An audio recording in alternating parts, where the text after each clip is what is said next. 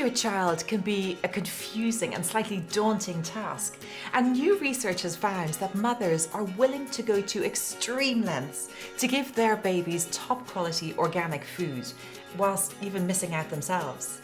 I'm joined by weaning expert Beverly Glock. Hi Beverly. Hi Rachel. Together we are going to show you how to make that organic fare go further for the whole family. We're going to show you a gorgeous squash and sweet potato recipe with quinoa, and we're also going to give you tips on how and when to start feeding your baby.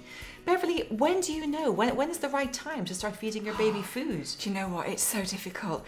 You've gone through birth, you've got your first few months out of the way, and hopefully by about 6 months you're actually starting to get a bit of sleep, and then suddenly your baby starts waking up during the night, and no matter, you've had that waking up every hour wanting to be fed, no matter what you do. Milk just doesn't satisfy them.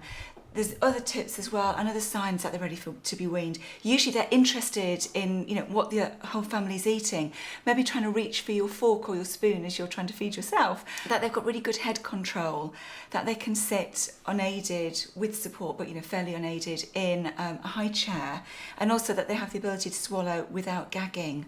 They're all the signs that your baby is ready to start its new taste adventures with solid food.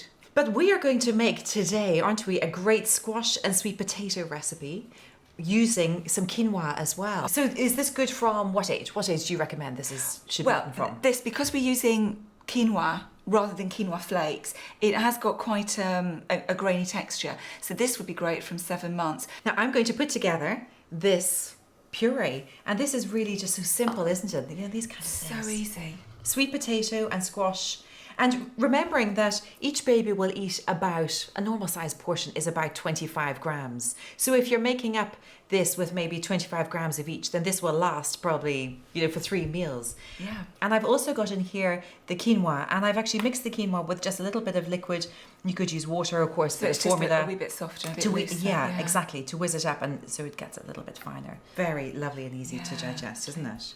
In this research, it's been found that 1/3 of mothers are actually missing out on not only organic food for themselves, but missing out on their hairdos, their manicures. Oh my goodness. To give their child organic food. They've realised just how important organic is, especially for the first 2 years of the baby's life. And I suppose one shouldn't put too much pressure on oneself or feel too guilty if they're not able to manage the you've cooked this from scratch. Buy something like an organic pouch. This one with apple, pear and raspberry puree is fabulous to give your baby for pudding, but also pour it on top of ice cream for the other children so that everybody gets a portion of fruit and veg. All very good tips. Thank you so much, Beverly. And there are lots of videos online from the Plum Cookery School on the various stages of weaning.